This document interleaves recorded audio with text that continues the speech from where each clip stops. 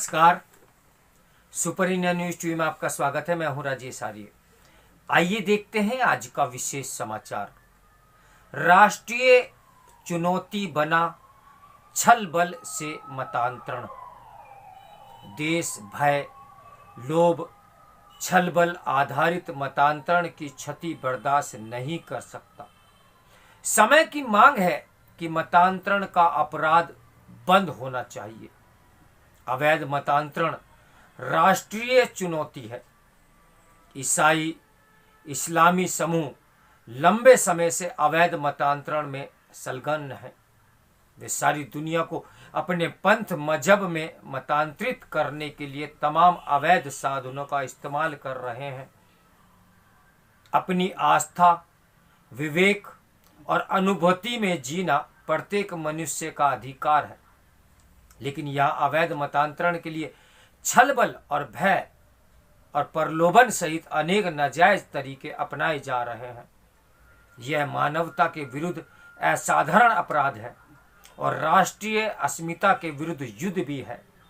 मतांतरण से व्यक्ति अपना मूल धर्म ही नहीं छोड़ता, बल्कि उसकी देव आस्थाएं भी बदल जाती है। पूर्वज बदल जाते हैं। वह अपनी संस्कृति के प्रति स्वाभिमानी नहीं रह जाता। वह नए पंथ मजहब के प्रभाव में अपने पूर्वज पर भी गर्व नहीं करता। उसकी भू संस्कृति निष्ठा बदल जाती है। भू सांस्कृतिक निष्ठा ही भारतीय राष्ट्र का मूल तत्व है। इसलिए मतांतरण राष्ट्रांतरण भी है। इस्लाम और ईसाइयत की आस्था सारी दुनिया को इस्लामी ईसाई बनाना है। ईसाई मिशनरियां अस्पताल, स्कूल जैसी सेवाएं देकर गरीबों, बीमारों को ठगती हैं। वे हिंदू देवी देवताओं का अपमान सिखाती हैं। गांधी जी ने हरिजन 18/7/1936 में लिखा था, आप पुरस्कार के रूप में चाहते हैं कि आपके मरीज ईसाई बन जाए। उन्होंने 1937 में फिर लिखा, मिशनरी सामाजिक कार्य को निष्काम भाव से नहीं करती। स्कूल अस्पताल तो बहाना है, मकसद मतांतरण है। इसी तरह तमाम इस्लामी संगठन भी अवैध मतांतरण में संलग्न है। दोनों की क्रूर कारगुजारियों का लंबा इतिहास है। औद्योगिक समूह वस्तुओं के अपने ब्रांड का प्रचार करते हैं, अपने ब्रांड को उपयोगी बताते हैं, लेकिन धर्म, पंथ, मजहब उपभोक्ता सामग्री नहीं होते। इसी तरह पंथिक समूह राजनीतिक दल भी नहीं होते। राजनीतिक समूह अपने दल को लोक कल्याणकारी बताते हैं और दूसरे दलों को भ्रष्ट। यही काम पंथ मजहब के प्रचारक करते हैं। वे अपने पंथ को सही और दूसरे पंथ को गलत बताते हैं। मतांतरण से जुटी शक्तियां भारतीय संविधान के अनुच्छेद 25 की आड़ में कथित पंथ प्रचार करती हैं। संविधान के उक्त परिविधान में कहा गया है कि सभी व्यक्तियों को अंतःकरण की स्वतंत्रता और धर्म के अबोध रूप से मानने, आचरण करने और प्रचार करने का समान हक होगा। इसे धर्म की स्वतंत्रता और प्रचार का अधिकार कहा गया है। यहां अंत विरोध है। अंतःकरण की स्वतंत्रता में धर्म प्रचार बाधक है। संविधान सभा में अनुच्छेद 25 पर काफी बहस भी हुई थी। संविधान के मूल पाठ में धर्म की जगह रिलीजन शब्द का प्रयोग हुआ है। रिलीजन और धर्म में मौलिक अंतर है। धर्म भारत के लोगों की जीवन शैली है।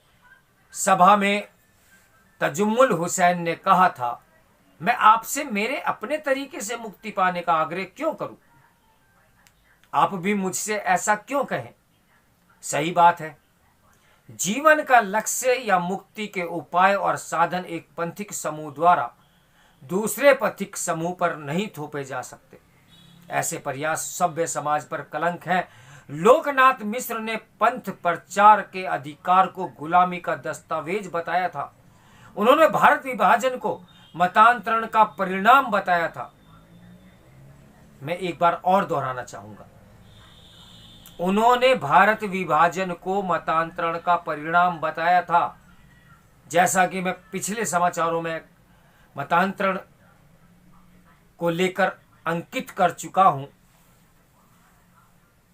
कि जिससे इतिहास पढ़ाया जा रहा है, जो इतिहास पढ़ाया जा रहा है, जब उसकी गहराई में खंगालने जाएं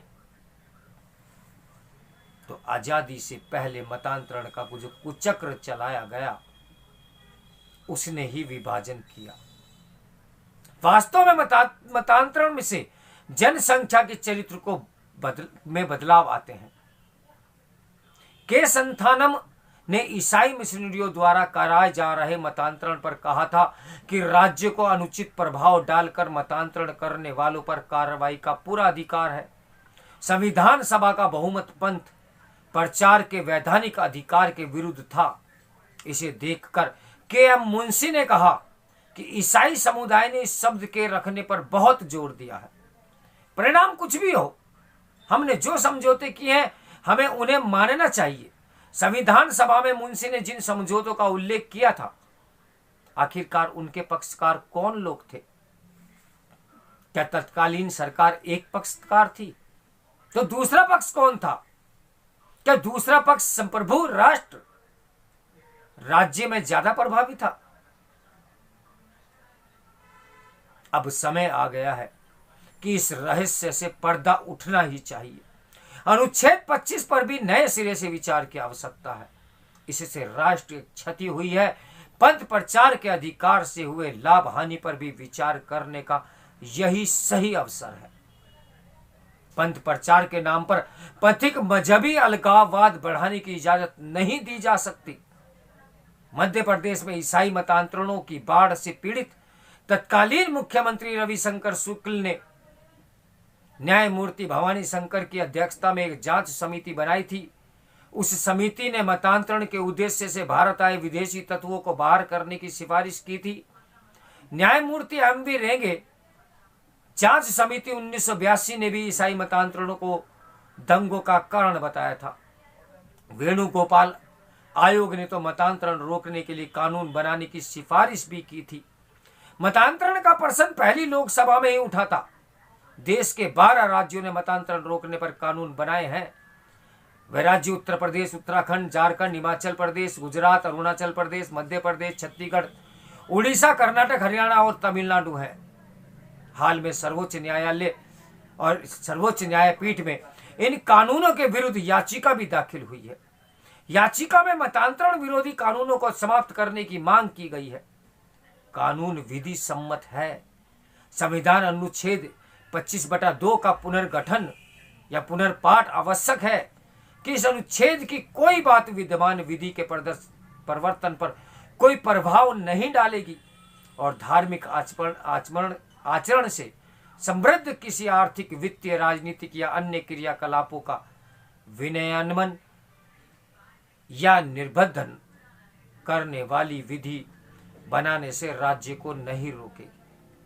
राज्य विधानसभाओं ने अपनी विधायी क्षमता के आधार पर मतांतरण विरोधी कानून बनाए हैं। वे भय, लोभ, छल से होने वाले अवैध मतांतरण रोकने के लिए ही बनाए गए हैं। वर्तमान परिस्थितियों के अनुरूप उन्हें प्रभावी रूप से लागू किए जाने की जरूरत है। देश भय, लोभ, छल, बल आधारित मतांतरण को क्षति बर्दाश्त नहीं कर सकता। समय की मांग है कि मतांतरण का अपराध अब बंद होना चाहिए। तो मेरे साथ बने रहिए सुपर इंडिया न्यूज टीवी की ब्रेकिंग न्यूज के लिए।